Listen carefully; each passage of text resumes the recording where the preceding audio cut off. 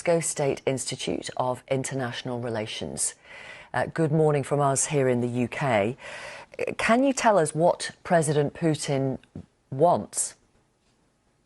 President Putin has told himself a lot of times, starting from 2014, what Russia wants and what is important for Russia. First of all, Russia wanted Western countries not to support the government which came to a power in Ukraine as a result of state coup, which happened in 2014 and which was absolutely anti-constitutional. However, no one wanted to listen to that. Afterwards, Russia has asked the international community to protect people in Donbas region, Russian people. I know that, and there is no one in Russia or in any other part of the world who would say that war is something good, and then war is a miracle or something which we were expecting for. However, the war in Ukraine, in the eastern part of Ukraine, hasn't started several weeks ago. It has started 8 years ago. And during these 8 years, Apple company hasn't stopped selling its iPhones to the Ukrainian government because they have attacked Donbas region. The German cars weren't stopped from being sold in the Ukrainian territory.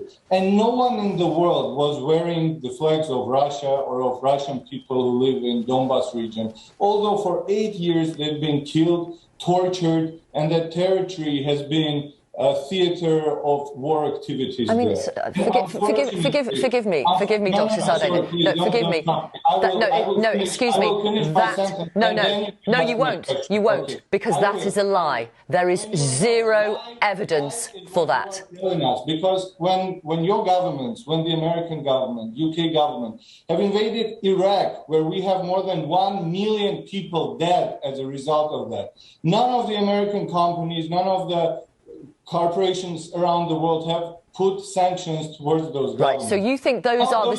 Excuse me. Russia, that Russia is killing someone. Where have you been for this 8 years? You think those are the sins of the West, and so therefore that justifies what President Putin is doing now?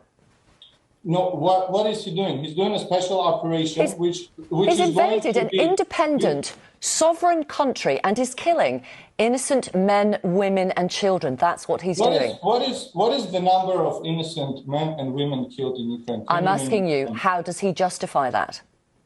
No one is justifying the things which weren't done, because Russia's military and Russia's army is not killing innocent people. Russia's army is destroying the military infrastructure in the Ukraine. Oh, come on, this is nonsense. And can you name me the number, please? I asked you. What is the number? I can tell you. Your governments have killed more than 1 million people in Iraq. Can you please tell me the number? What, is this some kind of competition? No, there's not a competition. I ask you. You're telling me that our government is killing innocent people. I'm asking you how. No, you told me that Russia is killing innocent people. Please tell me, what is the number of innocent people being killed there? What is that number? Does President Putin justify it? That's what I'm asking. I'm telling you that thousands of Russians have been killed in the Donbas region for this 8 years. Excuse me. Could you pause for 1 second? Pause for 1 second, please, sir. Yeah, please. How does President Putin justify killing innocent men, women and children in Ukraine? Russia's president shouldn't justify the things which are not done. Russia is destroying at the moment the military infrastructure of Ukraine. And the reason for doing that is that Ukraine is a threat to Russia's security for the moment, and to the security of Russian people who live in the Donbas region and who have been killed for these 8 years, and where there is a obvious danger of a genocide for the Russian-speaking minority. And you have seen... Why have hospitals been hit? Why has a TV tower been hit?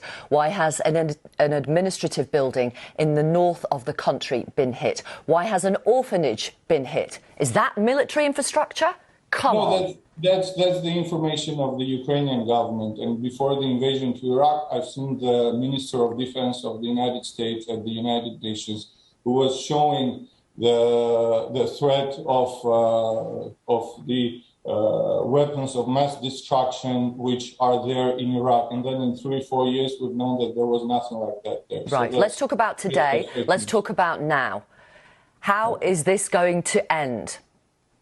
This is going to end with the neutral status of Ukraine, which will not pose any threat to Russian Federation's security. Ukraine shouldn't be a member of NATO. This will end. That's up to Ukraine. Security. No, that's not up to Ukraine, because otherwise... Of course it is. It's an independent country. Look, if that's an independent country, if you remember, at some point there were Russian missiles at Cuba, and no one cared that Cuba is an independent country. There was a huge crisis because of that. So right. Come on. So, sorry, continue with your sentence. You say, as far as President Putin goes... Ukraine should be a neutral state.